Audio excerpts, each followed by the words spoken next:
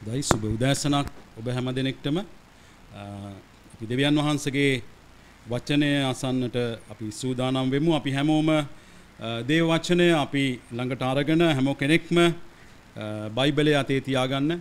හැම කෙනෙක්ම ඔබ සටහන් පොතක් තියාගෙන දෙවියන් වහන්සේගේ වචනය ගෞරවයෙන් යුක්තව අසන්නට ඔබ සූදානම් වෙන්න. දෙවියන් වහන්සේ ඔබේ දෙවියන් වහන්සේ ඔබගේ මගේ ජීවමාන තැනන් වහන්සේ උන්වහන්සේ අපිට ළඟින් සිටින අපිට අපේ හුස්මටත් වඩා ළඟින් සිටින ස්වාමින් වහන්සේ ඔබට මට උන්වහන්සේව දැනෙන්නට අවශ්‍යයි. ඔබට මට උන්වහන්සේගේ ආදරය කරුණාව දැනෙන්නට අවශ්‍යයි. හොඳයි, අපි විශේෂයෙන් මේ කාලය තුල අපි දෙවියන් වහන්සේත් එක්ක තියෙන සම්බන්ධතාවය ගැන අපි ඉගෙන ගනිමින් සිටිනවා. දෙවියන් වහන්සේත් එක්ක තියෙන දේව සම්බන්ධතාවය ගැන අපි නිරන්තරයෙන් කතා කරනවා. දේව වචනේ කියන විදියට දෙවියන් වහන්සේත් එක්ක මේ සම්බන්ධතාවයට මිනිස්යා පැමිණීමේ මාර්ගය මුල සිට අග දක්වාම පැහැදිලිව බයිබලයේ ලියවිලා තියෙනවා.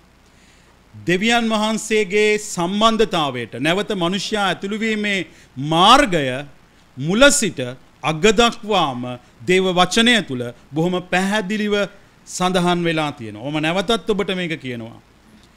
දෙවියන් වහන්සේත් එක්ක මිනිස්යා සමගි වීමේ ඒ සම්බන්ධ වීමේ මාර්ගය ඒක දෙවියන් වහන්සේගේ සැලැස්ම මුල සිට අග දක්වාම දේව වචනය තුල බොහොම පැහැදිලිව සඳහන් වෙලා තියෙනවා.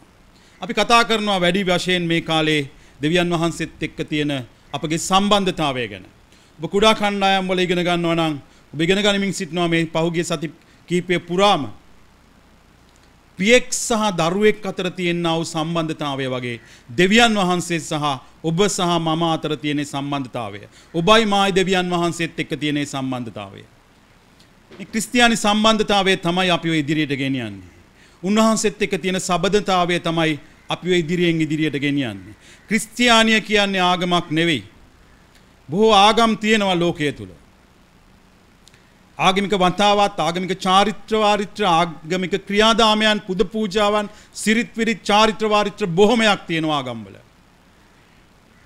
එවැනි ආගම් අදහන අය මෙවැනි කාල සීමාවන් වලදී නිවෙස් වලටම සීමා වෙලා ඉන්න වෙන කාල සීමාවන් වලදී ඊටමත් අසරණ තත්වයකටපත් වෙනවා.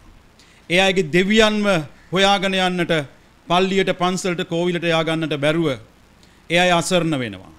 ඒ අයගේ පූජකයව බැහැ දකින්නට බැරුව, පූජකයව ලවා ඒ අතරමැදි කාර්යය කරගන්නට බැරුව මේ ආගමික වතාවත් කරන අය අසරණ වෙනවා. හැබැයි ක්‍රිස්තියානිය කියන්නේ සම්බන්ධතාවයක්. දෙවියන් වහන්සේ සහ මිනිස්ය අතර තියෙනා වූ සම්බන්ධතාවයක්. මේ සම්බන්ධතාවයේ ජීවිතය තුළ තමයි ඔබයි මායි ඉදිරියට යන්නේ. ඒක තවදුරටත් ආගමික වතාවත් පිළිපැදීමක් නෙවෙයි. ආගමික පුද පූජාවන් පැවැත්වීමක් නෙවෙයි. මේක දෙවියන් වහන්සේ සහ මිනිස්ය අතර සම්බන්ධතාවයක්. ඔබ කොතැන, කොයි ස්ථානයක, කොයි මොහොතක සිටියත් ඔබගේ දෙවියන් වහන්සේ, මගේ දෙවියන් වහන්සේ අපිත් එක්ක ඒ මොහොතේ ජීවමානව ක්‍රියාශීලීව වැඩ සිටින ස්වාමීන් වහන්සේ. හුස්මටත් වඩා හැම මොහොතකම අපිත් එක්ක ජීවමානව සිටින ස්වාමීන් වහන්සේ. ඒ දෙවියන් වහන්සේ මිනිස්යව මවන්නෙම සම්බන්ධතාවයේ කාරණාවන් සඳහා. උන්වහන්සේට අවශ්‍ය වුණා මිනිස්යා සමග සම්බන්ධතාවයෙන් ජීවත් වෙන්නට. ඒ නිසා උන්වහන්සේ මිනිස්යාව මවලා ඒදන් උයනේ තබලා උන්වහන්සේ බොහොම සුහදශීලීව මිනිස්යාත් එක්ක ගනුදෙනු කරා. ඒදන් උයන තුල ආගමික චාරිත්‍ර වාරිත්‍ර කිසිවක් තිබුණේ නැහැ දෙවියන් වහන්සේත් එක්ක සම්බන්ධ වෙන්න.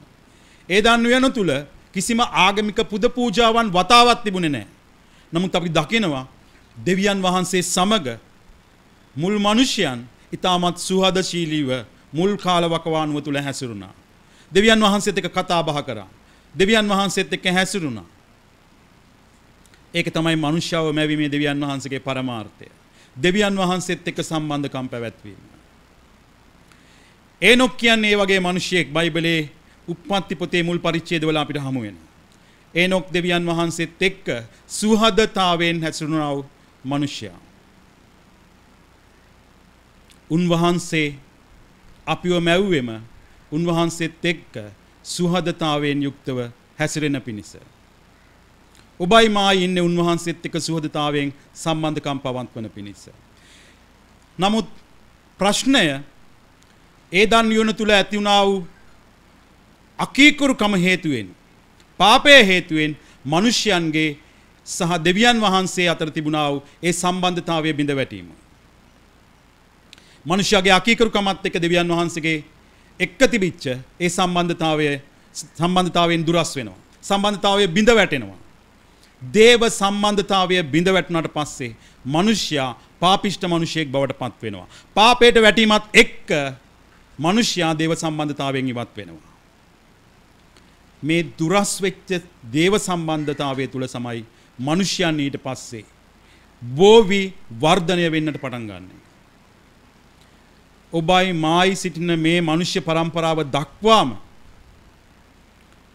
ඒ පාපිෂ්ඨ ස්වභාවය තුල තමයි වැඩි වර්ධනය වන්නේ.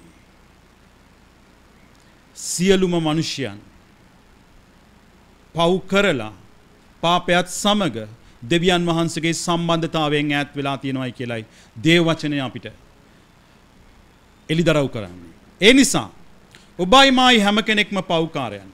දෙවියන් වහන්සේගේ සම්බන්ධතාවයෙන් ඈත් වෙච්ච අය. පාපේ රුදුරුකම, පාපේ බලවත්කම නිසා දෙවියන් වහන්සේත් එක්ක තිබිච්ච ඒ ප්‍රේමණීය බැඳීමෙන් අපි ඉවත් වුණා. නමුත් අනාදියේ පටන්ම දෙවියන් වහන්සේගේ සැලැස්ම උනේ මිනිස්යාව නැවත නැවත සම්බන්ධ කර ගැනීම. ඒ නිසාම දෙවියන් වහන්සේ උත්සාහ කරනවා නැවතත් මිනිස්යාව උන්වහන්සේත් එක්ක සමගි සන්දානයකට ඇතුළත් කරගන්නට. දෙවියන් වහන්සේත් එක්ක සම්බන්ධ කරගන්නට. ඒ නිසා දෙවියන් වහන්සේ උන්වහන්සේගේ වචනේ ඒ මුල් කොටස් වල ඉඳන්ම මිනිස්යාව දෙවියන් වහන්සේගෙන් ඈත් වෙච්ච ඒ සම්බන්ධතාවය බිඳ වැටිච්ච මිනිස්යාව නැවත නැවත උන්වහන්සේ වෙතට ලං කර ගැනීමේ සැලැස්ම තුල ක්‍රියාත්මක වන ආකාරය දේව වචනේ තුල අපිට දකින්නට පුළුවන් වෙනවා. රෝම 6:23 කියනවා පාපයේ කුලිය නම් මරණයයි කියලා. රෝම 6:23 කියනවා පාපයේ කුලිය මරණයයි. පාපේ ප්‍රතිඵලය උනේ මරණය. පාපයට අයිති ප්‍රතිවිපාකයේ උනේ මරණය. දෙවියන් වහන්සේගේ සම්බන්ධතාවයෙන් ඉවත් වීම. මරණයෙන් සිදුවෙන්නේ වෙන්වීමක්, ඉවත්ව යාමක්. පාපයත් සමග මිනිසයා දෙවියන් වහන්සේගෙන් ඉවත් වුණා. දෙවියන් වහන්සේගේ සම්බන්ධතාවයෙන් ඉවත් වුණා. විශේෂයෙන් පරණ ගිවිසුමේ ලෙවී ව්‍යවස්ථාව නැත්නම් ලෙවී කතාව පොත තුල නැවත මිනිසයා මේ දෙවියන් වහන්සේගෙන් ඈත් වුණු පාපය නිසා දෙවියන් වහන්සේගෙන් ඈත් වෙච්ච මිනිසයාව නැවත දෙවියන් වහන්සේ සමගි සන්දානයට පත් කර ගැනීමේ ක්‍රමය ගැන සඳහන් වෙලා තියෙනවා. ලෙවී කතාව තමයි පාරිශුද්ධත්වයට නැවත මිනිසයා පැමිණීමේ කතාව සඳහන් පොත. ලෙවී කතාව තමයි යුදෙව් සාම්ප්‍රදායේ පිරිමි දරුවන් මුලින්ම ඉගෙන ගන්නා ලද පොත. දෙවියන් වහන්සේත් එක්ක නැවත සම්බන්ධ වීමේ පුද පූජාවන් අන්තර්ගත වෙන්නේ ලෙවී කතාව තුලයි. යුදෙව්වන්ට මේ ලෙවී ව්‍යවස්ථාව ලෙවී කතාව එපමණටම වැදගත් වුණා. මන්ද ලෙවී කතාව තුල තමයි සියලු පුද පූජාවන් සම්බන්ධ කාරණා තියෙන්නේ. විශේෂයෙන් ලෙවී ව්‍යවස්ථාවේ ලෙවී කතාවේ අපිට පූජා වර්ග 4ක් ගැන සඳහන් වෙනවා. දවන පූජා, ශාන්තිකර පූජා, පාප පූජා සහ අපරාධ පූජා හැටියට. ඒ පූජාවන් එක්ක තමයි දෙවියන් වහන්සේත් එක්ක නැවත සමගි වීමකට මිනිසයා එළඹෙන්නේ. මේ නිසා මේ ලෙවී කතාව තුල තිබෙනා වූ පුද පූජා ක්‍රම මිනිසයන්ට ඉතාමත් වැදගත් වෙලා තිබුණා.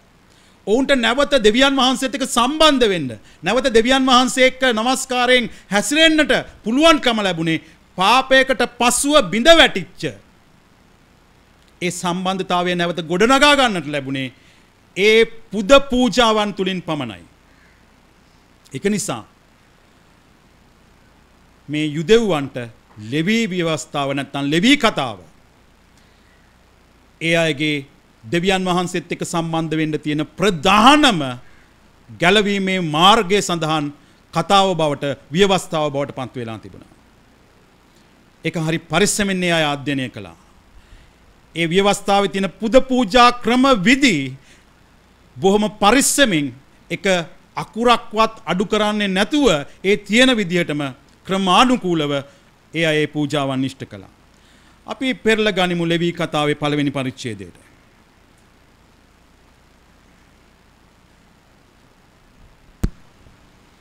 ලෙවී කතාවේ පළවෙනි පරිච්ඡේදය තුලම මේ පුද පූජාවන් දෙවියන් වහන්සේට කරන්නා වූ පූජාවන් ගැන යම් කිසි සඳහනක් මුල් පද තුල අන්තර්ගත වෙනවා. අපි ලෙවී කතාවේ පළවෙනි පරිච්ඡේදයේ පළවෙනි පදයේ ඉඳන් 9 වෙනි පදයේ වෙත අපගේ අවධානය යොමු කරන්නට යනවා.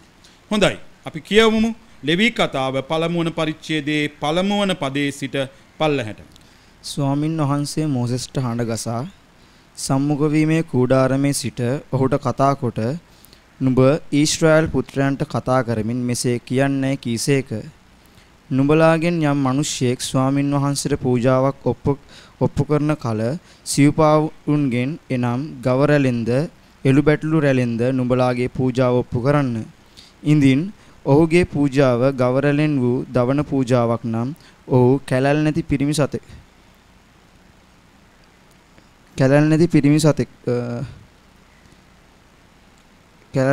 සතෙකු ඔප්පු කළ යුතුය. ස්වාමින් වහන්සේ ඉදිරියෙහි පිළිගනු ලබන පිණිස ඔහු ඌ සම්මුඛ වීමේ කූඩාරමේ දොරකඩදී ඔප්පු කළ යුතුය.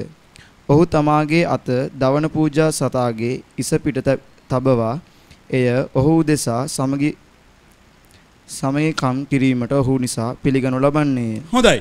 දැන් ඔය කියවපු කොටස 4 වෙනි පදයේ දක්වා අපි දක්වනවා දෙවියන් වහන්සේ බොහොම බැරෑරුම් විදියට මේ එකින් එක වචනය පෙළගස්වලා පූජාව සමගි කිරීමේ පූජාව නැවත දෙවියන් වහන්සේත් එක්ක සම්බන්ධ වෙන්නට තියෙන ඒ පූජාවන් ගැන දෙවියන් වහන්සේ බොහොම පිළිවෙලට බොහොම බැරෑරුම් ලෙස උන්වහන්සේ සඳහන් කරනවා. දෙවෙනි පදයේ ඉඳන් තියෙනවා නුඹ ඊශ්‍රායල් පුත්‍රයන්ට කතා කරමින් මෙසේ කියාපන්නයි කීසේක. නුඹලාගෙන් යම් මිනිසෙක් ස්වාමින් වහන්සේට පූජාවක් ඔප්පු කරන කල මං අර කියපු පූජාවන් හතර තුලින් ඕනෑම පූජාවක් ඔප්පු කරන කල සිව්පාවුන්ගෙන් එනම් ගව රැලෙන්ද එළු බැටළු රැලෙන්ද නුඹලාගේ පූජාව ඔප්පු කරපල්ලා.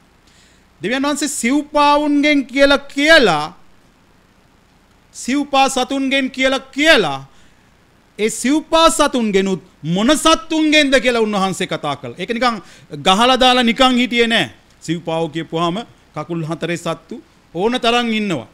මේ මිහිතලය තුල සිව්පාව ඕන තරම් ඉන්නවා. හැබැයි දෙවියන් වහන්සේ සිව්පාවෙන්ගෙන මෙන්න මේ සත්තුන්ගෙන් ඔබගේ පූජාව ඔප්පු කරපන් කියලා කිව්වා. 3 වෙනි පදේ ඉදින් ඔහුගේ පූජාව ගව රැලෙන් වූ දවන පූජාවක් නම් ඔහු කැලල් නැති පිරිමි සතෙක් ඔප්පු කළ යුතුය. ස්වාමින් වහන්සේ ඉදිරියේහි පිළිගනු ලබන පිණිස ඔහු ඌ සම්මුඛ වීමේ කූඩාරමේ දොරකඩදී ඔප්පු කළ යුතුය. කොට ස්වාමින් වහන්සේ විසින් පිළිගන්නා පිණිස ඒ පූජාව දෙවියන් වහන්සේ පිළිගත්තේ නැත්තම් පිළිගන්නේ නැති පූජාවක් නම් ඒ පූජාවෙන් වැඩක් නැහැ. මොකද පූජාව ඔප්පු කරන්නෙම නැවත බිඳ වැටිච්ච සම්බන්ධතාවයකට එන්න.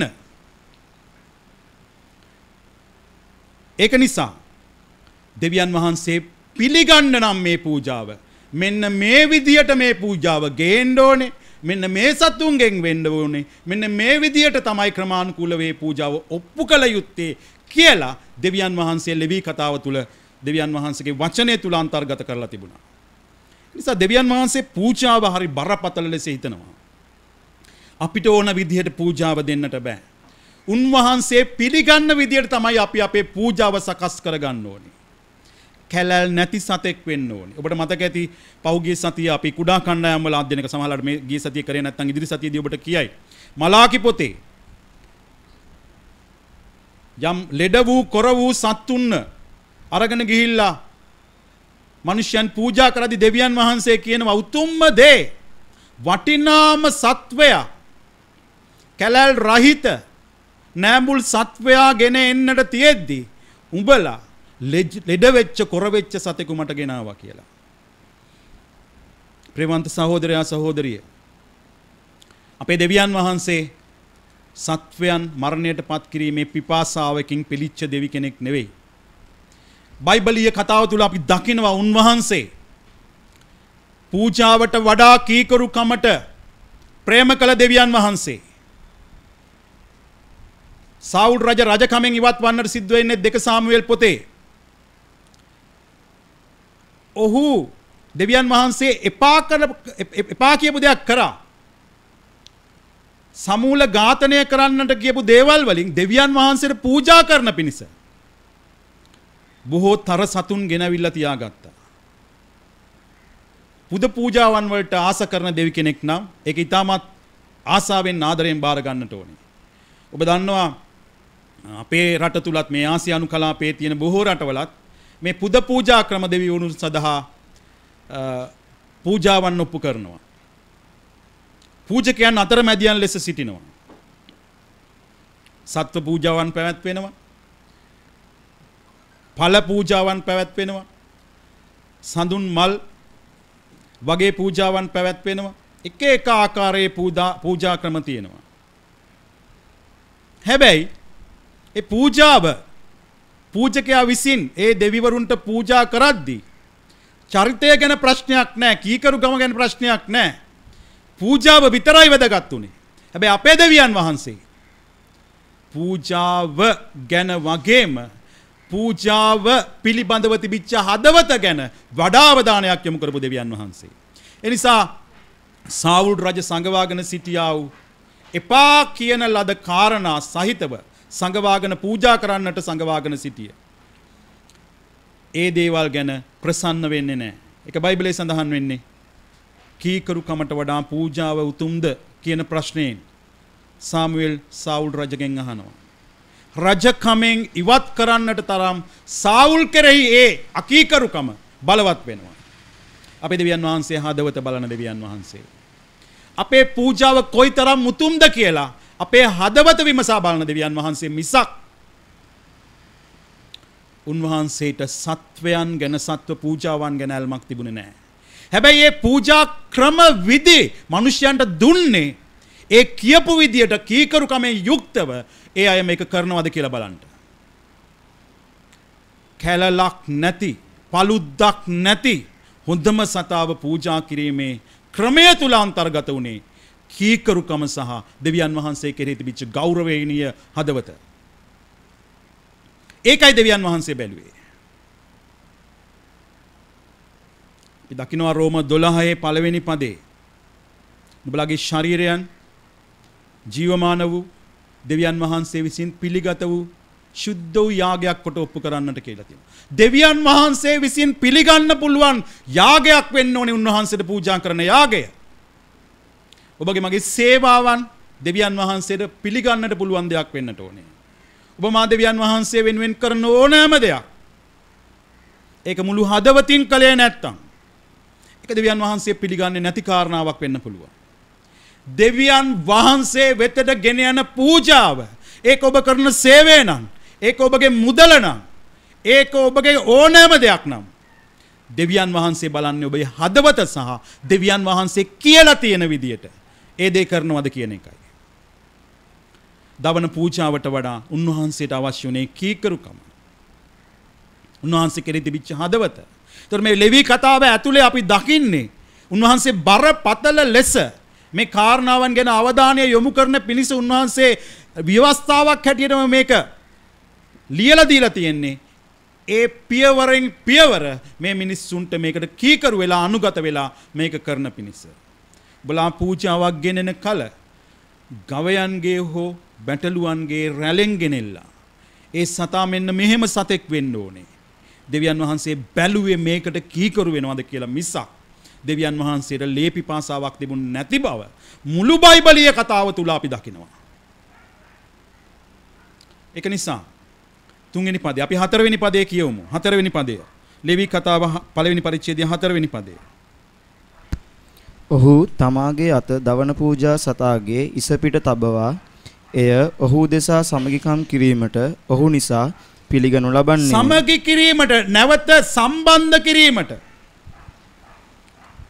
පාපය නිසා දෙවියන් වහන්සේ සහ මිනිසයා අතර තියෙන සම්බන්ධකම බිඳ වැටෙනවා. ඒ සමගි සන්දානය බිඳ වැටෙනවා. නැවත දෙවියන් වහන්සේත් එක්ක මිනිස්යාට සම්බන්ධ වෙන්න තියෙන්නේ මේ පූජාව හරහා. පාපේ කුලිය නම් මරණයයි. රෝම 6:23. පාපේ කලේ මිනිස්සෙක්. දෙවියන් වහන්සේ සමග සමගි සන්දානය නැති උනේ මිනිස්සෙක්ගේ. දෙවියන් වහන්සේගේ සමග තිබිච්ච සම්බන්ධතාවය නැති උනේ මිනිස්සෙක්ගේ. ඒ පාපය නිසා, ඒ අකීකරුකම නිසා. පරණ කිවිසුමේ මිනිස්සු පාපය සිදු කළ විට ඒගොල්ලෝ දන්නවා දෙවියන් වහන්සේගෙන් ඈත් වුණා කියලා. දෙවියන් වහන්සේත් එක්ක තිබිච්ච සම්බන්ධතාවයෙන් වෙන් වුණා කියලා. ඒගොල්ලන්ට නැවත දෙවියන් වහන්සේ ඉස්සරහට ගිහලා නමස්කාර කරද්දී ඒගොල්ලන්ගේ හදවතට දැනෙන්නේ නැති දෙවියන් වහන්සේත් එක්ක තියෙන සම්බන්ධකම නැහැ කියලා. මොකද ව්‍යවස්ථාව තුල උන්ට දීලා තිබුණා පාපයක් කළාම සිද්ධ වෙන දේ දෙවියන් වහන්සේගෙන් ඈත් වෙනවා, ඒ සම්බන්ධතාවයෙන් බිඳ වැටෙනවා කියලා. හැබැයි මේ සම්බන්ධතාවයට නැවත එන්නට ක්‍රමයක් දෙවියන් වහන්සේ හදලා දීලා තිබ්බා මේ ලෙවි කතාව තුල. ඒක තමයි පූජාව. ඒ පූජාව මේ විදිහට තමයි ආරම්භ වුනේ. ගවයෙක්, බැටළුවෙක්, එළුවෙක් අරගෙන එන්නට ඕනේ පූජකයා ඉස්සරහට. පූජකයා ඉස්සරහට ආවිලා 4 වෙනි පදයේ කියනවා, ඔහු තමාගේ අත දවන පූජා සතාගේ ඉස පිට තබාවා. එය ඔහු දේශා සමගි කිරීමට ඔහු නිසා පිළිගනු ලබන්නේය. පාපය කරපු මිනිසයා තමුන් රැගෙන එන සතාගේ හිස මත අත තියලා තමුන්ගේ පාපය ඒ සතාට ආදේශ කරනු ලබනවා. පාපේ කුලිය මරණයයි. පාපය වෙනුවට මැරෙන්නට ඕනේ පාපය කරපු තැනැත්තා. නමුත් දැන් පූජකයා ඉදිරියේ පාපය කරපු මිනිසයාත් ඔහු රැගෙන ආව සතා මත, සතාගේ හිස මත ඔහුගේ අත තියලා ඒ මිනිසයාගේ පාපය අර සත්වයා වෙත යන පිණිස ඔහුගේ හිස මත අත තබන්නට කියලා කියනවා. 4 වෙනි පදේ නැවතත් ඔහු තමාගේ අත දවන පූජා සත්වයා මත, සත්වයාගේ හිස පිට තබාවා. එය ඔහු දේශා සමගි කිරීමට ඔහු නිසා පිළිගනු ලබන්නේය. දෙවියන් වහන්සේ මිනිසයා වෙනුවට සත්තාව මරණයට පත් කිරීම තුල, ඒ ආදේශක පූජාව තුල නැවතත් මිනිසයාව පාපය අහෝසි කරලා දෙවියන් වහන්සේ එක්ක සම්බන්ධකම් කරගැනීමේ ඒ ක්‍රමය හදලා දුන්න දෙවියන් වහන්සේ. 5 වෙනි පදය අපි කියවමු. ඔහු ස්වාමින් වහන්සේ ඉදිරියෙහි ගොනා මැරිය යුතුය. ආරෝන්ගේ පුත්‍රයන් වූ පූජකයන්ද ලේ ඔප්පු කොට සම්මුඛ වීමේ කූඩාරමේ දොරකඩ ළඟ තිබෙන පූජාසනයේ පිට හාත්පසින් ඒ ලේ ඉසිය යුතුය. මෙතන කණ්ඩායම් දෙකක් දකිනවා අපි. එකක් පාපේ කළා වූ මිනිසයා. අනිත් කෙනා පූජකයා. ඒ පාපේ කරපු මිනිසයා සතාවත් අරගෙන එන්නේ පූජකයා ගාවට. පූජකයා තමයි දෙවියන් වහන්සේ සහ මිනිසයන් අතර ඉඳගෙන මැදහත්කාරකම් කරන්නේ. පූජාව ඔප්පු කරන්නේ දෙවියන් වහන්සේට පූජකයා. පාපය කරපු මිනිසයා ඒ සතාවත් අරගෙන ඇවිල්ලා තමුන්ගේ පාපය ඒ සතා පිටට යන පිරිස සතාගේ හිස මත අත තියලා ඒ පාපය ඔහු වෙත ආදේශ කරනු ලබනවා. දෙවියන් වහන්සේ මේ එකින් එක පියවරෙන් පියවර හරියටම අපිට ලියලා තබපු ස්වාමින් වහන්සේ. ඉන්පස්සේ 5 වෙනි පදයේ කියන ඔහු ස්වාමින් වහන්සේ ඉදිරියේ ගොනා මැරිය යුතුය. සතාව මරන්නේ පූජකයා නෙවෙයි, පාපය කරපු මිනිසයා. පාපය කරපු මිනිසයා සතාව මරන්න ඕනේ. ආරොන්ගේ පුත්‍රයන් වූ පූජකයන්ද ලේ ඔප්පු කොට සම්මුඛ වීමේ කූඩාරමේ දොරකොඩ ළඟ තිබෙන පූජාසනය පිට හාත්පසින් ඒ ලේ ඉසිය යුතුය. පූජකයා තමයි ලේ ඉසිනු ලබන්නේ. සතාව මරලා ලේ අරගන්නේ පාපය කරපු මිනිසයා. ඒ විතරක් නෙමෙයි 6-7 පද අපි කියමු. ඔහු දවන පූජා සතා හැමගසා උගේ කොට්ටාස වලට කැපිය යුතුය. පූජක වූ ආරෝන්ගේ පුත්‍රයෝ පූජාසනයේ පිට ගිනි දල්වා ගිනි පිට දර පිළිවෙලින් තබත්වා. එතකොට මෙතන පූජකයාට යම් කොටසක් තිබුණා කරන්න. පාපය කරපු මිනිසයාට යම් කොටසක් තිබුණා කරන්න. පාපය කරපු මිනිසයා තමයි සතාව අපි හිතමු ගුණා කියලා. ඌව රැගෙන ඇවිල්ලා මරන්න ඕනේ. මෙතන කියනවා 6 වෙනි පදේ. ඔහු දවන පූජා සතා හැමගසා උගේ කොට්ටාස වලට කැපිය යුතුය. හිතන්න ඔබයි මමයි නම් මේ පව් කරපු මිනිසයා. ඔබයි මමයි නම් දෙවියන් වහන්සේ ඉස්සරහට මේ සතාව රැගෙන ගිය. නැවත දෙවියන් වහන්සේත් එක්ක සම්බන්ධ වෙන්නට ගිය මිනිසයා. පූස් පැටියෙක්ටත් පයින් ගහන්න තරම් හයියක් නැති අපි මස් කඩේ ගාවින් යද්දී ලේ දැක්කම කුකුල්ලු දැක්කම දුක හිතෙන අපි සතෙක් පාරේ මැරිලා ඉද්දි පවා ඒ දිහා බලන්න ලේ පිරාගෙන ඉද්දි බලන්න බය වෙන අපි අපිට කියනවා දැන් මේ ගුණාව මරපන් කියලා. ඒ විතරක් නෙවෙයි ගුණාව සම්පූර්ණයෙන් හැම ගහන්න කියලා කියනවා. හිතන්න හරකෙක්ව හැම ගහපුවම කොයි ආකාරද කියලා. ඒක කරන්නට ඕනේ පව්කාර මිනිස්සයා. ඊට පස්සේ කියනවා ඒක කෑලි කෑලි වලට කපන්න ඕනේ කියලා. මගේ සෙනෙහවන්ත සහෝදරයා සහෝදරී පාපයේ තියෙන රුදුරුකම පාපයේ තියෙන බරපතලකම දෙවියන් වහන්සේ මේකෙන් මිනිස්යන්ට දැනෙන්නට සැලැස්සුවා.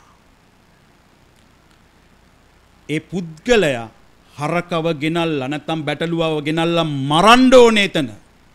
මරලා හැම ගහන්න ඕනේ. හැම ගහලා කෑලි වලට කපලා යම් යම් කොටස් වෙන් කරලා ගන්න ඕනේ. ඒ වෙන් කරන කොටස් පූජකයාට දෙන්න ඕනේ. පූජාව සඳහා. හදවතක් තිබිච්ච මිනිහෙක්ට නම් මේක කරන්න අමාරුයි. ඔහුට දැනෙයි කොයිතරම් බරපතලද පාපය කියන එක. ඌගේ හදවතට දැනෙයි අම්මෝ ආයෙ නම් පාපයක් කරන්නේ නැහැ. මොකද ඊළඟ වාරේ මම පාපයක් කරොත් තවත් සතෙක්ව මේ විදිහට අම්මුවේ මරලා හැම ගහලා කෑලි වලට කපලා තමයි පූජා කරන්නට වෙන්නේ.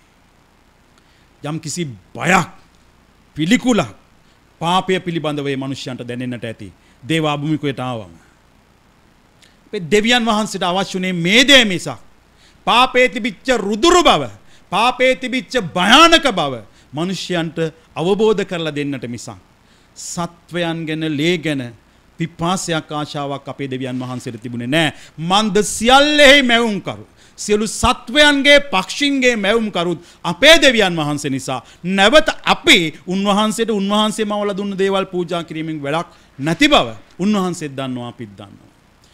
අපි කියවමු 7 වෙනි පදේ 7 සහ 8. පූජක වූ ආරෝන්ගේ පුත්‍රයෝ පූජාසනයේ පිට ගිනි දල්වා ගිනි පිට දර පිළිවෙලින් තබත්වා. ආරෝන්ගේ පුත්‍රයන් වූ පූජකයන් හිසද තෙලද යන කොට්ටාස පූජාසනයේ මතුයෙහි ගින්න පිට තිබෙන දර උඩ පිළිවෙලින් තැබිය යුතුය. ඒක පූජකයාගේ කොටස මේ පූජකයාගේ තෙල රැගෙන එක එක පූජාවන් වලට අනුව සමහර දේවල් වෙනස් වුණා. යම් යම් කොටස් අරගෙන ඒ දවන පූජා මේසය මත තියලා දවන්නට සැලැස්සුවා. ඒ දැවීමත් එක්ක දුම් මිහලට එසවුණා. ඒ දුම මිහිරි සුගන්ධයක් කොට මිහිරි පූජාවක් කොට දෙවියන් වහන්සේ පිළිගත්තා කියලා කියනවා. ඒ දවන පූජාව. දෙවියන් වහන්සේ විසින් පිළිගන්න පූජාවක් උනේ නැත්නම් ඒ පූජාවෙන් පළක් නැහැ කිව්වේ ඒකයි. මේ කියලා තියෙන මේ ලියලා තියෙන ව්‍යවස්ථාවේ විදියටම මේ පාප පූජාව ඉෂ්ට කළ යුතු වුණා. ඒකයි තව පොඩ්ඩක් එහාට මේ ලෙවි ව්‍යවස්ථාවෙන් පස්සුව අපි පහුගිය සතිවල කියපු යෙරමියා පොත්වලට එද්දි නැත්නම් මලාකි පොත්වලට එද්දි දෙවියන් වහන්සේට මේ කරපු පුද පූජා ගැන පූජාවන් ගැන උන්වහන්සේ ප්‍රසන්න නැති උනේ ඒ පූජාවන් වලදීත් මිනිස්සු හොර කළා. සිත දෙවියන් වහන්සේ කෙරෙහි තිබුණේ නැහැ. අකීකරුකම තිබුණා. ඒ නිසා ඔබගේ මගේ දෙවියන් වහන්සේ හිත ගැන බලන දෙවියන් වහන්සේ. ඒ සම්බන්ධතාවයේ හදවත ස්වකැමැත්තෙන් කරන්නා වූ ආදරය බලාපොරොත්තු වෙන ඒ සම්බන්ධතාවයේ බලාපොරොත්තු වෙන දෙවියන් වහන්සේ. පූජකයා ඒ ආකාරයෙන් 8 වෙනි පදය වෙනකන් ඒ දර උඩ තියලා ඒ දවන පූජාව දෙවියන් වහන්සේට පූජා කළා. 9 වෙනි පදය කියවමු අපි. 9 වෙනි පදය. එහෙත් ඔහු ඌගේ අතුනුද ඌගේ කකුල්ද වතුරෙන් සේදිය යුතුය.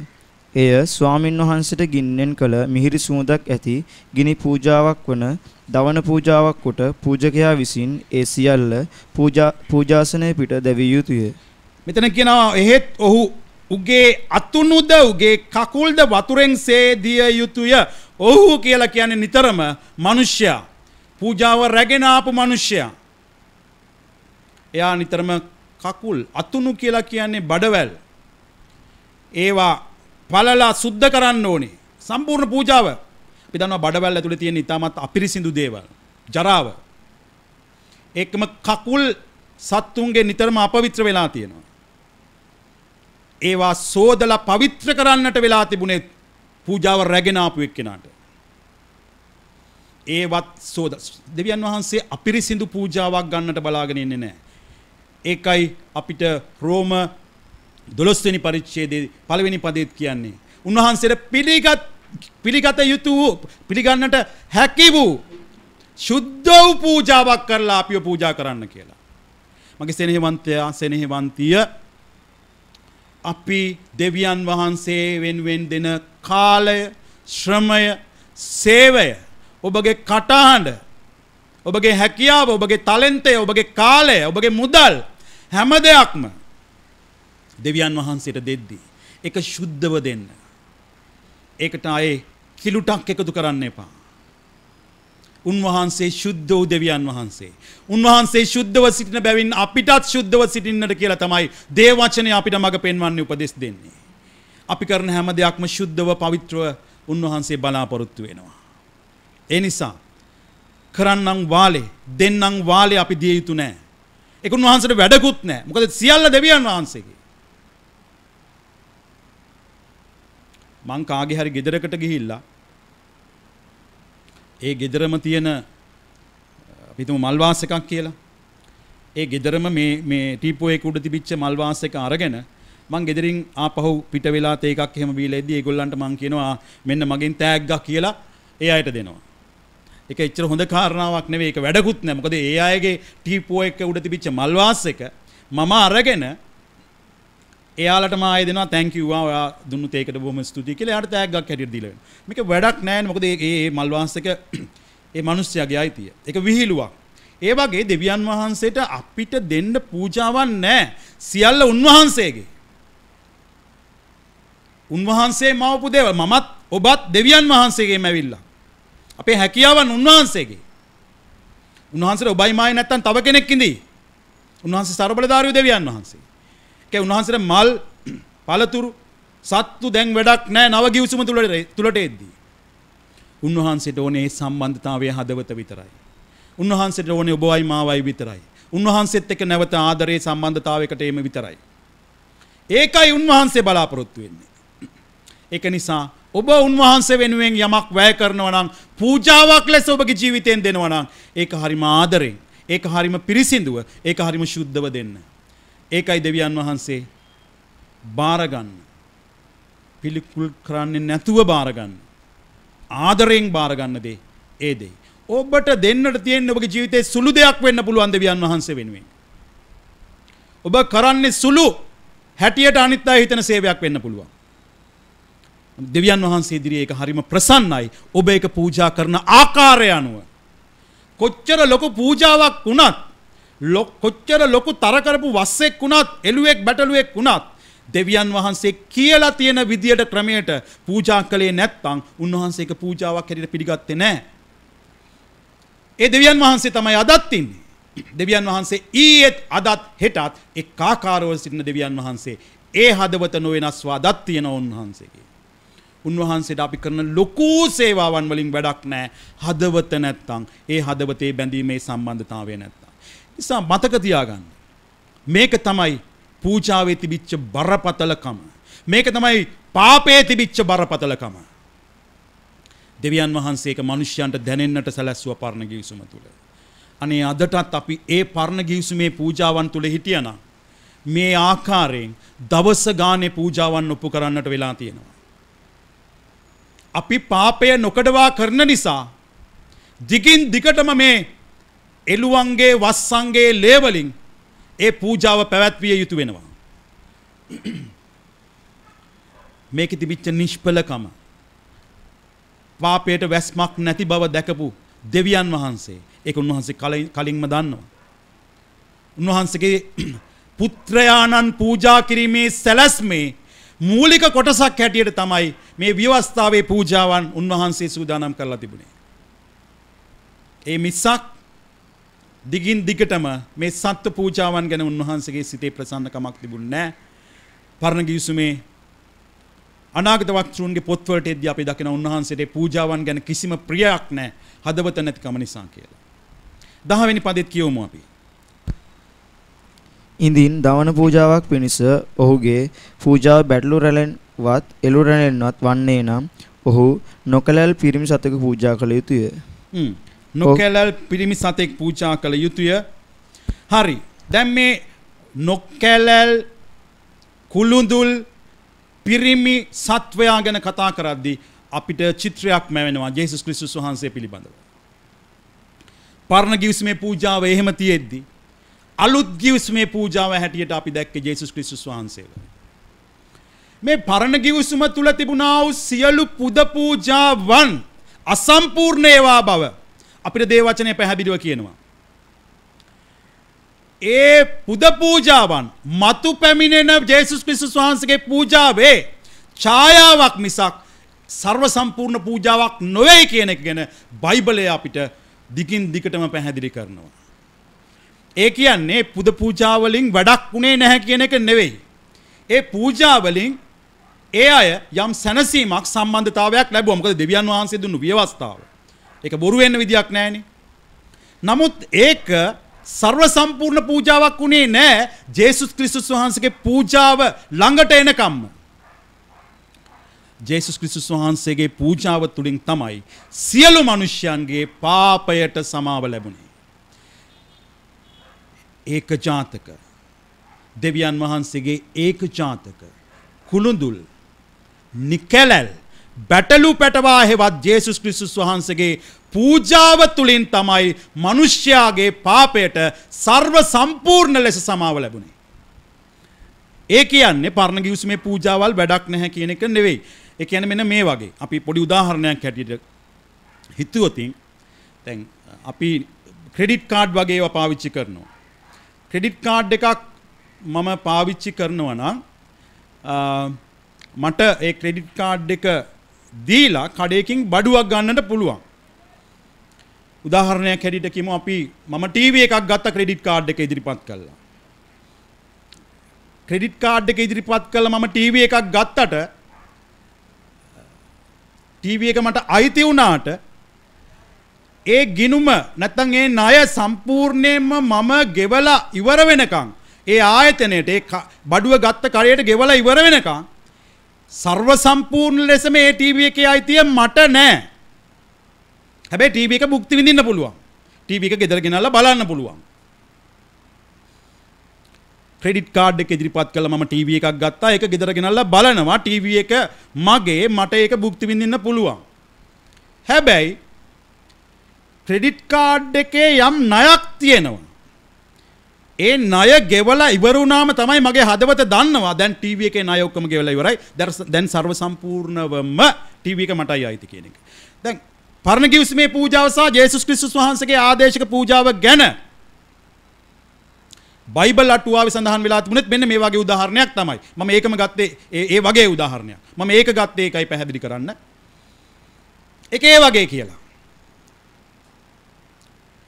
ඒ කියන්නේ පරණ ගිවිසුමේ අපි දැන් කතා කරපු පූජාව තුළ යම් සඵලත්වයක් අධ්‍යක්ෂ මිනිසයන් දේව සම්බන්ධතාවයට පැමිණුණා. හැබැයි ඒක සර්ව සම්පූර්ණ සම්බන්ධකම නෙවෙයි. ජේසුස් වහන්සේගේ මිලය ගෙවන තෙක් ඒක සම්පූර්ණ පූජාවක් උනේ නැහැ. නමුත් ඒ පූජාවත් එක්ක නැවත දෙවියන් වහන්සේත් එක්ක සමගි සන්දානයකට ඇවිල්ලා ඒ ප්‍රීතිය යම් තාක් දුරට භුක්ති විඳින්නට මිනිසයන්ට පරණ ගිවිසුම තුළ හැකියාව ලැබුණා. හැබැයි ඒ පරණ ගිවිසුමේ සියලු පූජාවන් වලට අර්ථයක් ලැබුණේ. ඒ සියලු පූජාවන් වල ප්‍රතිඵලය අවසානයේදී ලැබුණේ ජේසුස් ක්‍රිස්තුස් වහන්සේගේ පූජාව තුලින් පමණයි. අර ක්‍රෙඩිට් කාඩ් එකේ අවසාන මුදලත් ගෙවලා ඉවර වෙනකන් ටීවී එකේ සම්පූර්ණ අයිතිය ලැබුණේ නැහැ වගේ. නමුත් භුක්ති විඳින්න පුළුවන්. ඒ වගේ පූජාවන් තුලින් පරණ ගිවිසුමේ යම් ආශිර්වාදයක් භුක්ති විඳා. නමුත් ඒකේ සර්ව සම්පූර්ණ ප්‍රතිඵලය අපිට ලබා ගන්නට හම්බ වෙන්නේ ජේසුස් ක්‍රිස්තුස් වහන්සේගේ පූජාව තුල. ඒක නිසා අපි පෙරලා ගනිමු හේබ්‍රේව් පොත. හේබ්‍රේව් පොතේ මේක බොහොම අනර්ග ලෙස සඳහන් වෙලා තියෙනවා.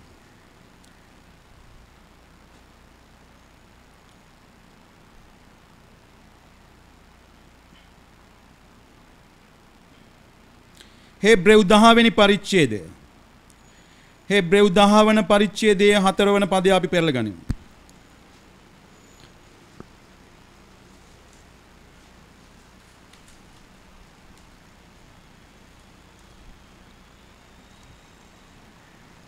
මක්නිසාද ගොනුන්ගෙන් එළුවන්ගෙත් ලෙයින් පව් පහ කරන්නට පුළුවන්. මක්නිසාද ගොනුන්ගේ තෙළුවන්ගේ ලෙයින් පව් පහ කරන්නට නොපුළුවන කියලා බයිබලයේ සඳහන් වෙනවා. හැබැයි ඒ පූජා ක්‍රමයේ දුන්නේ දෙවියන් වහන්සේ තමයි. මම ඔබට කිව්වා වගේ ඒ පූජාව සම්පූර්ණ වෙන්නේ ජේසුස් ක්‍රිස්තුස් වහන්සේගේ ලේ වලින් උන්වහන්සේගේ පූජාව ඔප්පු කරාට පස්සේ. පරණ කිවිසුමේ ඔප්පු කරන ලද පූජාවලටත් සම්පූර්ණ අර්ථයක් ලැබුණේ ජේසුස් ක්‍රිස්තුස් වහන්සේගේ පූජාවත් එක්ක. ඒක නිසා කියන්නේ තව පාරක් අපි කියමු මේ පදේ. 4 වෙනි පදේ.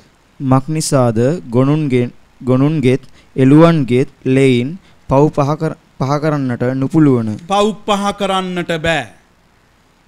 එහෙනම් අපි පල්ලෙහාට කියවගෙන යමු ඔය 12 වෙනි පදේ වෙනකම්. එහෙයින් උන්වහන්සේ ලෝකයට එන කල කතා කර ඔබ පූජාවටත් පඬුරටත් කැමති නොවි ශරීරයක් මට සූදානම් කර දුන්සේක. මේක ගීතාවලිය පොතේ 40 වෙනි පරිච්ඡේදයේ 6 වෙනි පදය 7 වෙනි පදය 8 වෙනි පදය ඒ සඳහන් කොටස තමයි මෙතනට හේබ්‍රේව කර්තෘවරයා අරගෙන තියෙන්නේ. ඔබ ඒකත් ඕනනම් සටහන් කරගන්න. ගීතාවලිය 40 වෙනි පරිච්ඡේදයේ 6 7 8 කියන පද තමයි හේබ්‍රේව කර්තෘවරයා මෙතන සඳහන් කරන්නේ. එතන කියනවා ඒ ජේසුස් වහන්සේ ගැන තමයි සඳහන් වෙලා තියෙන්නේ කියලා. හොඳයි. අපි කියමු.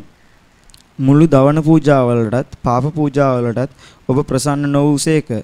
එවිට මම කතා කොට දෙවියන් වහන්සේ මෙන්න ඔබගේ කැමැත්ත කරන්න ඇවිත් සිටිමි කීසේක. ව්‍යවස්ථාවේ හැටියට ඔප්පු කරන පූජාවලටත් පඬුරු වලටත් මුළු දවන පූජාවලටත් පාප පූජාවලටත් ඔබ කැමැති වන්නේවත් සතුටු වන්නේවත් නැතයි ඉහත කීපසු ජේසුස් වහන්සේගේ ගැන සඳහන් කරද්දී කියනවා ඔබ ඒ පරණ කිවිසුමේ පුද පූජා වලට ආදරේ ඒවා ගැන හරි අර අනිත් දෙවිවරු වගේ ලේ පිපාසයෙන් බලාගෙන හිටපු දෙවි කෙනෙක් නෙවෙයි ඔබ වහන්සේ. 9 මෙන්න ඔබගේ කැමැත්ත කරන්න මම ඇවිත් සිටිමි උන්වහන්සේට කීසේක. උන්වහන්සේ දෙවැනි එක පිහිටවන පිණිස පළවෙනි එක හක් කරනසේක. දෙවැනි එක පිහිටවන පිණිස දෙවැනි පූජාව ජේසුස් ක්‍රිස්තුස් වහන්සේගේ ආදේශක පූජාව පාපේ පූජාව පිහිටවන පිණිස පළවෙනි එක අවලංගු කළා. ඒ කැමැත්ත පරිද්දෙන් යේසුස් ක්‍රිස්තුස් වහන්සේගේ ශරීරය එකම වරක් පූජා කිරීම කරුණු කොටගෙන අපි පිරිසිදු කරනු ලැබ සිටිමු. ඒක නිසා තවදුරටත් යේසුස් වහන්සේගේ ශරීරය එකම වරක් පූජා කිරීමෙන් සියලු මිනිස්යන්ගේ පාපවලට සමාව අත්කර දුන්නු නිසා අපි පල්ලියට යන වාරයක් පාසා අපි පූජකයා හමු වෙන්නට යන වාරයක් පාසා අපි පව් කරන වාරයක් පාසා තවදුරටත් සත්ව පූජාවන් ඔප්පු කළ යුතුනේ නැහැ. හේබ්‍රේව පොත සඳහන් කරනවා උන්වහන්සේ බැටළුවන්ගේ එළුවන්ගේ ලේට ප්‍රසන්න නොවි ඒ පූජාව ජේසුස් වහන්සේගේ කුරුස පූජාව තුලින් සම්පූර්ණයෙන්ම මිනිසයන්ගේ පාපය ඉවත් වෙලා යන ආකාරයෙන් ජේසුස් වහන්සේගේ කුරුස පූජාව සිහිපත් කරන ඒක අදහන අය තුලින් ස්වාමින් වහන්සේ සමාව ලැබෙන ආකාරයට ඒක වෙනස් කළා කියලා. ඊළඟට 12 වෙනි පදේ වෙනකම්. තවද සියලු පූජකයෝ සිටගෙන දවස්පතා සේවය කරමින් කිසි කලෙකත් පාපය පහ කරන්නට නොහැකි වූ එම පූජාවල් බොහෝ වර ඔප්පු කරති. නමුත් උන්වහන්සේ සෑම කලටම පව් නිසා එක පූජාවක් ඔප්පු කොට දෙවියන් වහන්සේගේ දකුණු පැත්තේ හිඳගත්සේක. ඒක නිසා පූජා ගොඩක් කර ඉන්නට දෙයක් නැහැ.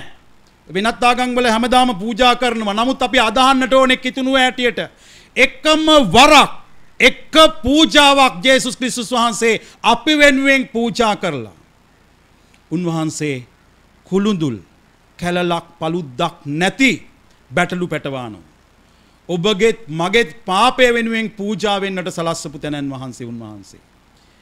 ඔබ කියවලා බලන්න යෙසායා 43 53 පරිච්ඡේද. දැන් අපිට කියවන්නට ඒවයි පද වේලාවක් නැහැ. දෙවියන් වහන්සේ කියනවා උන්වහන්සේ බැලුවා. මිනිස්යෝ සහ දෙවියන් වහන්සේ අතරමැද ඉඳලා පූජාවක් වෙන්නට තරම් කැලලක් රහිත කිසි කෙනෙක් පොළවේ හිටියේ නැහැ කියලා. පූජාවක් වෙන්නට සුදුසු පාපය රහිත කිසි කෙනෙක් පොළව තුල හිටියේ නැහැ. අනිත් අයගේ පාප තමුන්ගේ කර පිටට ගන්නට තරම් සුදුසු කෙනෙක් පාප රහිත කෙනෙක් පොළව මත සිටියේ නැහැ කියලා. ඒක නිසා උන්වහන්සේම මිනිස්යන්ගේ ගැලවීම වෙන පිණිස උන්වහන්සේම මිනිසෙක් වෙලා ඇවිල්ලා උන්වහන්සේගේ නොකැලල් ශරීරය තුලින් පාප රහිත ශරීරය තුලින් අපිව මිලදී ගත්තා. යම් කෙනෙක් පව් කරලොතින් පාප පූජාවක් කරන්නට ඕනේ. දැන් පරණ ගිවිසුමේ පූජකයා තමුන්ගේ පාප වෙනුවෙනුත් ඔහු පූජාවක් ඔප්පු කරන්න ඕනේ. මොකද පූජකයාත් පව්කාරයෙක්. දැන් පූජාවක් අරගෙන ගියාම සතාගේ පාපයක් නැහැ. ඒ නිසායි නොකැලල් කිසිම paluddක් නැති සංකේතාත්මකව ඒ විදිහේ සත්වයක් ගන්න කියලා කිව්වේ. ඔහුගේ කිසිම වැරැද්දක් නැහැ. සර්ව සම්පූර්ණ සත්වයෙක්. ඒ සත්වයා මත තමයි අපේ පාපය යන්නේ. ඉතින් දෙවියන් වහන්සේට මේ දිනපතා කරන පාප පූජාවන්, දිනපතා කරන මේ පූජාවන්, සත්ව පූජාවන් අහෝසි කරන්නට කෙනෙක්ව බැලුවා. මිනිස්යන්ගේ පාපය යවන්න පාප රහිත සත්වයෙක්, පාප රහිත මිනිසෙක්ව දෙවියන් වහන්සේ හෙව්වා. යෙසායා පොතේ කියනවා කිසි කෙනෙක් පොළොව තුල හම්බුනේ නැහැ කියලා. ඒ නිසා උන්වහන්සේම මනුෂ්‍යත්වයේ අරගෙන මේ පොළොවට ඇවිල්ලා අපේ පාපයේ කුලිය දැරුවා. ගෙදර ගිහිල්ලා බලන්න යෙසායා 43:53 අපි කියවමු. හේබ්‍රේව් පොත.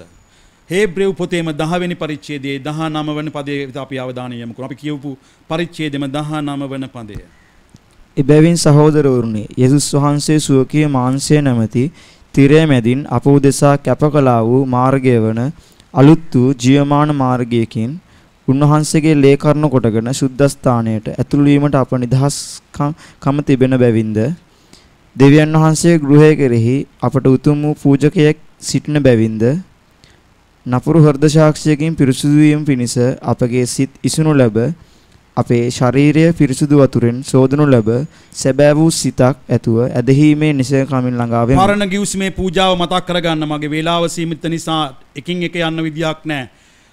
සේදුවේ ඇයි වතුරෙන් අපිරිසිදු නිසා මොනවද හේතුවේ? අපිරිසිදු වෙන කොටස් අතුණු හෙවත් බඩවැල් කකුල් පාද උන්වහන්සේ කියනවා අපේ නපුරු හෘද සාක්ෂියකින් පිරිසිදු වීම පිණිස අපගේ සිත් ඉසුණු ලැබ අපේ ශරීර පිරිසිදු වතුරෙන් සෝදනු ලැබ සැබෑ වූ සිතක් ඇතුව ඇදහිීමේ නිසක කමින් ළඟා වෙමු කියලා. ඒ පූජාවේ සහ මේ පූජාවේ සමානකම දිහා බලන්න. උන්වහන්සේ බැටළු පැටවා. නිකැලල් බැටළු පැටවා. පාපය රහිත තනන් වහන්සේ. සතාගේ හැම ගහන්න කිව්වා පාපය කරපු මිනිහයට. එතකොට ගෙනාපු සතා නෙමේ වෙනස්ම සත්වයෙක්. යෙසායා පොතේ කියනවා අපේ පාප නිසා උන්වහන්සේගේ ස්වරූපය සම්පූර්ණයෙන්ම වෙනස් වුණා කියලා. උන්වහන්සේගේ මුහුණ වෙනස් වුණා කියලා කියනවා. පාපය ආදේශ වුණාම සත්වයාගේ ස්වරූපය වෙනස් වුණා වගේ ජේසුස් වහන්සේගේ ස්වරූපය වෙනස් වුණා. ලේ ඉසුණු ලැබුවා. ඒ ලේ පූජාව ඒ ලේ ඉසුණු ලැබීමෙන් තමයි සමගි කරනු ලැබුවේ. ජේසුස් වහන්සේ ගේ ලේ කරන කොටගෙන ඒ වෙන්වීමේ තිරය දේව මාලිගාවේ තිබුණා වූ අතිශුද්ධ ස්ථානයට පිවිසෙන්නට බැරි බාධකය වෙලා තිබුණා වූ දේව මාලිගාවේ තිරය ජේසුස් වහන්සේගේ පූජාව තුළින් දෙකඩ වෙලා අපිට දෙවියන් වහන්සේගේ අතිශුද්ධ ස්ථානයට ගිහිල්ලා සම්බන්ධතාවය නැවත ඇති කරගෙන ඒ සම්බන්ධතාවය තුළ ඉදිරියට යන්නට පුළුවන්කමක් ජේසුස් ක්‍රිස්තුස් වහන්සේගේ පූජාව තුළ අපිට ලැබුණ සෙනෙහවන්ත සහෝදරයා සහෝදරිය. අපි මේ සෙනෙහස අවබෝධ කරගන්නට අවශ්‍යයි. මේ කුරුසියේ සෙනෙහස, මේ කුරුසියේ පූජාවේ ගලන ආදරය දවස්පතා අපි සිහි කරන්නට අවශ්‍යයි. මේ පූජාවේ තියෙන බරපතලකම අපි සිහිපත් කරන්නට අවශ්‍යයි. ජේසුස් වහන්සේ පාපයට අකමැති තැනන් වහන්සේ. දෙවියන් වහන්සේ පාපය කොච්චර පිළිකුල් කරාද කියනවා නම් ආදම් මේවව ඒදන් වෙනෙන් ඉවත් කළෙත් පළමු අකීකරුකම හේවත් පාපය නිසා. උන්වහන්සේ පාපයට ද්වේෂ කළා. පාපය පිළිකුල් කළා. පාපය නොදකින පිණිස උන්වහන්සේගේ මුහුණ වසාගත්තා කියලා කියනවා. උන්වහන්සේ පාපයත් එක්ක කිසිම ගනුදෙනුවක් නැහැ. මුල්ම මිනිස්යව මුලින්ම ඒදන් වෙනෙන් අයින් කරේ පාපය නිසා. උන්වහන්සේ පාපය පිළිකුල් කළා. පිළිකුල් කියන්නේ පිළිකුල්. අපිට වමනේ ගොඩක් දැක්කම ඒක ගැන දැනෙන්නේ පිළිකුලක්. ඒක ඇඟේ දාගන්න, ඒක අතපත ගන්න හිතෙන්නේ නැහැ. ඒක පිළිකුල්. දෙවියන් වහන්සේට පාපය පිළිකුල්, අප්‍රසන්නයි.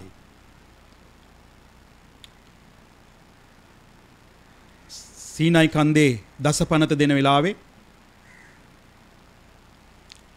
ඒ කන්දට දෙවියන් වහන්සේ පැමිණෙන අවස්ථාවේ උන්වහන්සේගේ මහිමාලංකාරයෙන් එම භූමිය පිරෙන අවස්ථාවේ මෝසෙස් කියනවා කිසිම මිනිහෙක් ඒ කන්දට ස්පර්ශ වෙන්න බෑ. ඒ කන්දේ වැදිච්ච සත්තු පවා මැරුණා. ඒක වෙන් කරලා තිබ්බ දෙවියන් වහන්සේ වැඩ වසපු තැන මිනිහයත් එක්ක කිසිම සම්බන්ධයක් නැති වෙන පිණිස. පාපිෂ්ඨ මිනිස්යන්ට සුද්ධ වූ දෙවියන් වහන්සේත් එක්ක කිසිම සම්බන්ධයක් නැහැ. පාපය පිළිකුල් කරපු දෙවි කෙනෙක් ඔබටයි මටයි හිටියේ. හිතන්ඩ එච්චර පිළිකුලකින් යුක්තව පාපය ගැන හිතපු පාපය දැකපු දෙවියන් වහන්සේ ඔබගේ මගේ පාපය දරා ගන්නට මිනිහෙක් වෙලා ආපහු ඇවිල්ලා උන්වහන්සේ පාපිෂ්ඨ මිනිසයන් එක්ක එකට ගනුදෙනු කළා. ගෝලියෝ 12 දෙනාත් එක්ක එකට නිදාගත්තා කෑවා බිව්වා. උන්වහන්සේ කොයිතරම් අමාරුකමක් තියෙන්නේ නැද්ද? පිලිපි දෙවෙනි පරිච්ඡේදය 6 වෙනි පදේ කියන ආකාරයට බලන්න එපා අපි දැන්. අපි දන්නවා ඒක. උන්වහන්සේ දේවත්වයේ තමුන් විසින් අල්ලාගෙන සිටිය යුතු වස්තුවකයි නොසිතා ඒක අතහැර ඒ සියලු දිව්‍යමය තත්වයන් අතහැරලා උන්වහන්සේ ආවේ ඔබයි මායි වෙනුවෙන්. අතහැරිය විතරක් නෙවෙයි උන්වහන්සේ පිළිකුල් කරපු ඒ පාපිෂ්ඨ මිනිසයන් එක්ක එකට ගනුදෙනු කරන්න සිද්ධ වුණා. අන්තිමට තමුන් පිළිකුල් කරපු අශුද්ධ පාපය තමුන්ගේ ඇඟට ගන්නත් සිද්ධ වුණා. උන්වහන්සේ මේ කැපවීම කරන්න පටන් ගත්තේ කුරුසියේදී නෙවෙයි. උන්වහන්සේ මේ ලෝකෙට එන්නට තීරණය කරපු මොහොතේ පටන් කියලා මම බලපු එක පොතක තිබුණා. ඒ කියන්නේ සියල්ලට බලය ඇති දෙවියන් වහන්සේ, සර්ව බලධාරී දෙවියන් වහන්සේ. උන්වහන්සේ පොඩි ළමයෙක් ඇවිල්ලා අනිත් අයට වඩා ගන්න පුළුවන් චූටි බබෙක් වගේ ගව මඩුවක ඉපදෙනවා. අනිත් අයගේ අපහාසයට ලක් වෙනවා. අනිත් අය මරන්නට හොයනවා. අනිත් අය ප්‍රතික්ෂේප කරනවා. තමුන්ගේ පවුලේ අයම අපහාස කරනවා. වටේම ඉන්න බලධාරීන් ඊර්ෂ්‍යා කරනවා, කුහකකම් කරනවා, අපහාස උපහාස කියනවා. මේ විශ්වයේ මවපු සර්ව බලධාරී දෙවියන් වහන්සේ උන්වහන්සේගේ මාංශගත වීම තුලම උන්වහන්සේ පුදුමාකාර කැපකිරීමක් කළා. උන්වහන්සේ සියලු තාඩන පීඩන බිඳ දරාගත්තා. උන්වහන්සේ සියල්ල උසුලගත්තා. ඒක නිසා මේක කුරුසියේදී විතරක් කරපු පූජාව නෙවෙයි. උන්වහන්සේ ඉපදිච්ච දවසේ ඉඳන්ම උන්වහන්සේ පොළවට එන්නට තීරණය කළපු දවසේ ඉඳන්ම මනසින් පවා උන්වහන්සේ කොච්චර දුකක් විඳින්නට ඇද්ද? ඒ සුද්ධ වූ දෙවියන් වහන්සේ පාපිෂ්ඨ මිනිස්යාත් එක්ක ගනුදෙනු කිරීමට ආරම්භ කිරීමත් එක්කම එහෙමයි මේ පූජාව ගෙවලා ඉවර කරේ. ඒ වගේ උතුම් පූජාවක් තියෙන්නේ.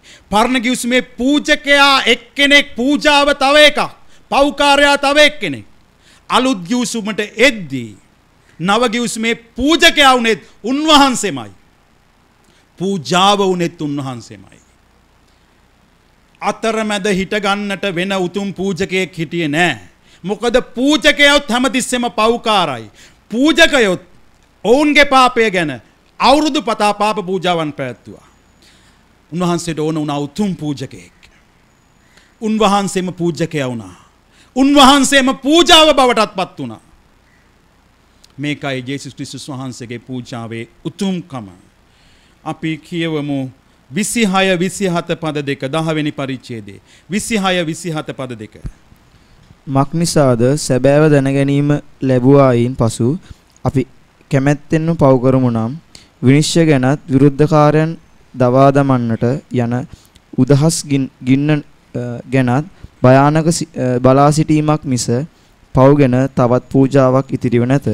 ඒක නිසා මගේ සෙනෙහවන්ත සහෝදරයා සහෝදරී, සත්‍යය දැන් අපි දන්නවා. සැබෑව දන්නවා. අපිව දෙවියන් වහන්සේ සම්බන්ධ කරගත්තේ මෙවැනි කැපකිරීමක් කරලා, මෙවැනි උතුම් පරිත්‍යාගයක් කරලා කියලා ඔබයි මමයි දැනගන්නට අවශ්‍යයි.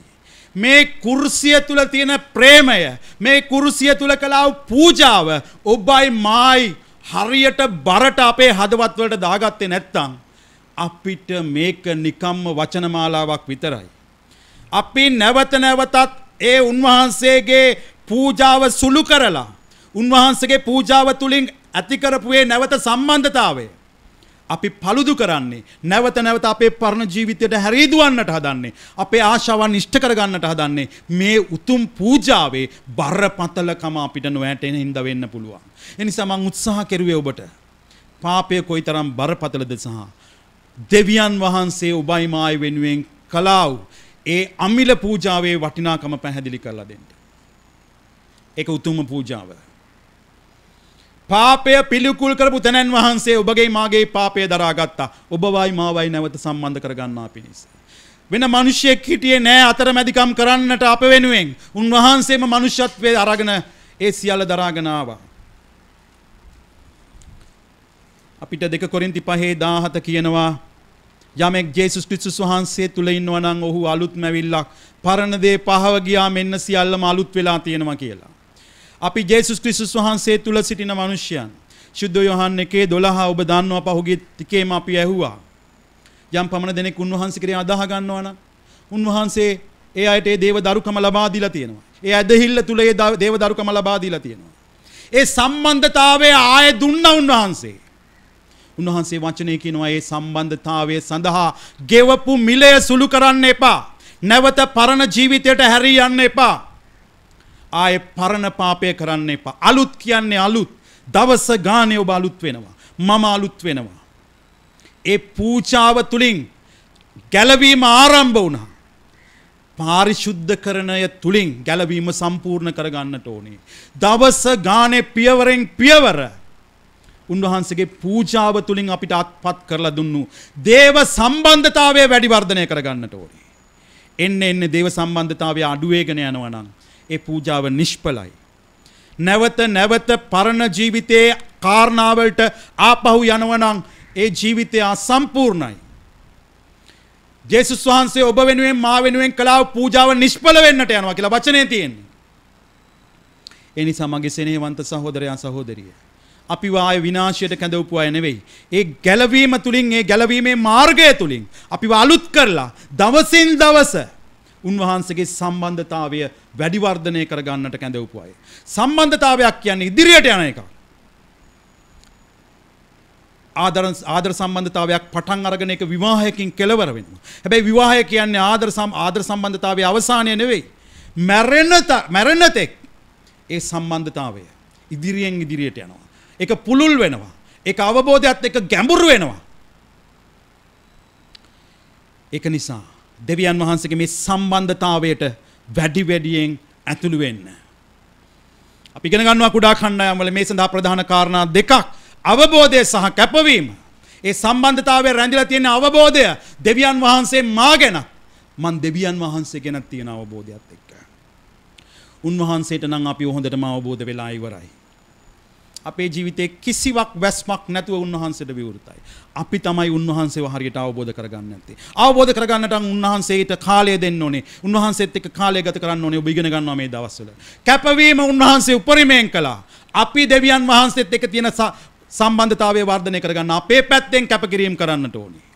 උන්වහන්සේ බලාපොරොත්තු වෙන සම්බන්ධතාවයේ ජීවිතයකට ඔබත් මාත් ඇතුල් වෙන එක. මේක පූජාව තුලින් අපිව සම්බන්ධ කරගත්ත ස්වාමින් වහන්සේගේ බලාපොරොත්තුව. උන්වහන්සේ බලාපොරොත්තු වෙනවා දවස්පතා අපි ක්‍රමක්‍රමයෙන් උන්වහන්සේත් එක්ක මේ සම්බන්ධතාවයේ ඉදිරියෙන් ඉදිරියට යයි කියලා. ඔබට දැනෙනවද ඔබගේ ජීවිතය යම් තැනක නැවතිලා කියලා? ගැලවීම ලබන්නට ඉස්සරින් තිබුණු යම් දේවල් වලට ඔබ ඇදිලා යනවා කියලා. දෙවියන් වහන්සේගේ දේවල් වලට වඩා හිත ඇදිලා යන්නේ මේ ලෝකයේ යම් කාරණා වලට කියලා. එහෙනම් ඔබගේ සම්බන්ධතාවයේ paluddක් තියෙනවා. එහෙනම් ඔබගේ සම්බන්ධතාවයේ යම් කිසි හිදසක් තියෙනවා. නැවත ඒ කුරුස පූජාව සිහිපත් කරන්න. ඒ පූජාවේ අනර්ගකම සිහිපත් කරන්න. ඒ තුලින් දුන්නු පාපයට සමාව සිහිපත් කරන්න. ආයේ මුල් කාරණාව වෙත හැරිලා ගිහිල්ලා ඔබගේ වටිනාකම දෙවියන් වහන්සේගේ දේවල් වලට වඩා ලෝකයේ දේවල් වලට ගිහිල්ලා තියෙනවා නම් ඒවා හරි ගස්ස ගන්න. ඔබ වැඩිපුර කාලය දෙන්න දෙවියන් වහන්සේට වඩා ලෝකයේ දේවල් වලට නම් ඒවා හරි ගස්ස ගන්න. පූජාව සුළු කරන්න එපා. සමාවක් නැහැ කියලා බයිබලයේ තියෙන්නේ. මේ බයිබලයේ තියෙන කිසිම දෙයක් කොයි ලෙසකවත් බොරුවක් වෙන්නට යන්නේ නැහැ ඉෂ්ට නොවි. ඒක නිසා මගේ සෙනෙහවන්ත සහෝදරයා සහෝදරිය අපි අවසානයට එනවා. අපි දැන් අන්තිමට බලපු බයිබල් පදයේ සහ එක බයිබල් පදයක් තව බලන්නට යනවා. 10 වෙනි පරිච්ඡේදයේ 26 27 නැවත කියවමු. හේබ්‍රෙව් නුඹලා මාගේ බැටළුවන් නොවන බැවින් විශ්වාස කරන්නේ නැත. හේබ්‍රෙව් 10 26 27 මක්නිසාද සැබෑව දැන ගැනීම ලැබුවායින් පසු අපි කැමැත්තෙන්ම පව් කරමු නම් විනිශ්චය ගැනත් විරුද්ධකාරයන් දවා දමන්නට යන උදහස් ගින්න ගැනත් භයානක බලා සිටීමක් මිස පව් ගැන තවත් පූජාවක් ඉතිරිව නැත. ආයේ හිතන්න එපා තව පූජා හම්බ වෙයි කියලා. එකම පූජාවකින් අපිව දෙවියන් වහන්සේට සම්බන්ධ කරගෙන ඉවරයි. ඒ පූජාව විතරයි. ආයේ පව් කරනවා නම් විනිශ්චය දවස ගැන බලාගෙන ඉන්නවා මිසක් හිතන්න එපා ජේසු ඇවිල්ලා ආය පූජාවක් කරලා අපිට පාපයට සමාවක් දෙයි කියලා. අපිටයි දැන් හැදෙන්න තියෙන්නේ. අපේ පැත්තෙනුයි දැන් වර්ධනය වෙන්න තියෙන්නේ. අපේ පැත්තෙනුයි සම්බන්ධය වැඩි කරගන්න කාරණාවලට අඩිය තියන්න වෙලා තියෙන්නේ. 6 වෙනි පරිච්ඡේදයට පෙරළුමු අපි හේබ්‍රේව පොතේ. ඒ කොටස කියවලා අපි අවසන් කරන්නට යනවා. හේබ්‍රේව 6 හේබ්‍රේව 6 ඉඳන් 8 වෙනකන් කොටස අපි බලන්නට යනවා. මක්නිසාද වරක් ආලෝක කරනු ලැබුවා වූ ස්වර්ගීය දීමනාවේ රසය වින්දා වූ ශුද්ධාත්මයන්න් වහන්සේට පංගුකාරයන් වුණා වූ දෙවියන් වහන්සේගේ යහපත් වචනයේද මතු පැමිණෙන කාලයේ බලවලද රසය ලැබුවා වූ තැනැත්තන් මේ කියන්නේ ඔබ සහ මා ගැන. ඔබයි මායි වෙනි ගැලවීම ලැබුවා වූ අය ගැන. මොකද ගැලවීම ලැබුවා වූ අය තුල තමයි ශුද්ධාත්මයන් වහන්සේ ඉන්නේ. ඒ අය තමයි දේව වචනේ රස විඳලා තියෙන්නේ. ඒ අය තමයි ශුද්ධාත්මයන් වහන්සේගේ දීමනාවල රස බලපු අය. මේ හේබ්‍රේව පොත ලියන්නේ ගැලවීම ලැබලා කාලයක් දෙවියන් වහන්සේ තුල ඉදිරියට ආපු සෙනගක් ආපහු ගැලවීම අතහැරලා පරණ ජීවිතයේ සාම්ප්‍රදායික කාරණාවලට හැරී යමින් සිටි සෙනගකට අපිටත් ඒ වචනය අද කතා කරනවා. අපි ගැලවීම ලැබලා බොහොම උණුසුම්ව ප්‍රථම ප්‍රේමයේ ආලවන්ත හැඟීම් එක්ක දෙවියන් වහන්සේ එක්ක තිබිච්ච සම්බන්ධතාවයත් එක්ක අපි ඉදිරියට ආවා. හැබැයි කාලයත් එක්ක ඒ සම්බන්ධතාවය ඇල්මැරිලා තියෙනවා. ඒ සම්බන්ධතාවය කිසිම ප්‍රාණවත්කමක් නැති නීරස සම්බන්ධතාවයක්. නිකන් ඔහේ මොනවා හරි කරලා චාරිත්‍රාක් ඉෂ්ට කරලා යන සම්බන්ධතාවයක් බවට පල්ලි ඇවිල්ලා යන කුඩා කණ්ඩායමට ඇවිල්ලා යන සම්බන්ධතාවයක් බවට පත් වෙලා තියෙනවා. ඒක එහෙම නෙවෙයි දෙවියන් වහන්සේගේ බලාපොරොත්තුව. අපි නැවත කියවන්නට යනවා එකින් එක. වරක් ආලෝක කරනු ලැබුවා වූ අය දෙපාරක් ආලෝක කරන්නේ එකපාරයි උන්වහන්සේ අන්ධකාරයේ සිටිය අපිව ආලෝක කරනු ලැබුවේ. ස්වර්ගීය දීමනාවේ රසය වින්දා වූ ස්වර්ගයේ කවදා හරි දවසක ලබන්නට යන ਸਰව සම්පූර්ණ දේ යම් රසයන් උදාහරණයක් හැටියට අන්‍ය භාෂා දීමනාව ප්‍රශංසාව මැද සමාදානය ප්‍රීතිය ස්වර්ගීය රසයන් ඔබ දේව අභිමුඛේ වචනේ රසය මහත් ආශිර්වාද යම් සුව කිරීම ඒවා ලබලා අත්දැකලා තියෙනවා. හාස්කම් තුලින් ඔබ ස්වර්ගීය රසයන් විඳලා තියෙනවා. ස්වර්ගීය දීමනාවේ රසය වින්දා වූ ශුද්ධාත්මයන් වහන්සේට පංගුකාරයන් වුණා වූ ගැලවීම ලබනවත් එක්කම යේසුස් ක්‍රිස්තුස් වහන්සේගේ වචනය තුල අපිට තියෙනවා ශුද්ධාත්මයන් වහන්සේ අපි තුල ජීවමානව සිටින්නට පැමිණෙනවා කියලා. පස්වෙනි පදේ දෙවියන් වහන්සේගේ යහපත් වචනයේද මතු පැමිණෙන කාලවල බලවලද රසය බැලුවා වූ තැනැත්තන් මේ වගේ සභාවල ඉන්න එහෙම රසයන් වින්දා වූ අය වැටිලා ගිය කල්හි ඒ අය දෙවියන් වහන්සේගෙන් ඈත් වුණ කල්හි මොනවද කියන්නේ? වැටි ගිය කල්හි ඔවුන් නැවත පසුතැවිල්ලට පමුණුවන්නු භයානක වචනයක් මගේ හදවතට දැනිච්ච.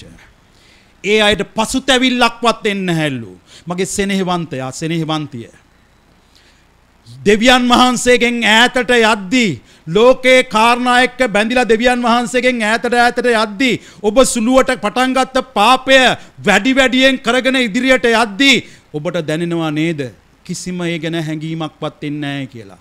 පසුතැවිල්ලේ හදවතක් දැනෙන්නේ නැහැ. මං ඒ දේවල් කරාට මට ඒ ගැන එච්චර දුකක් දෙවියන් වහන්සේගෙන් ඈත් වෙලා කියලා හැඟීමක් එන්නේ. පසුතැවිල්ලේ හදවතක් එන්නේ නැතුව යනවා. භයානකම තත්වය ඒකයි. පසුතැවිල්ලට පමුණුවන්නට නොපුළුවන ඊට පස්සේ කියනවා මක්නිසාද ඔහු දෙවියන් වහන්සේගේ පුත්‍රයා තමුන්ටම දෙවනු කුරුසියෙහි ඇනගසා නින්දාවට පමුණුවති. ඒ වගේ අය ජේසුස් ක්‍රිස්තුස් වහන්සේව නැවත දෙවනුව කුරුසියේ ඇන ගහනවා වගේ ක්‍රියාවන් තමයි කරන්න කියලා කියනවා. එකපාරක් උන්වහන්සේ අපේ පාපයට කුලිය ගෙව්වා.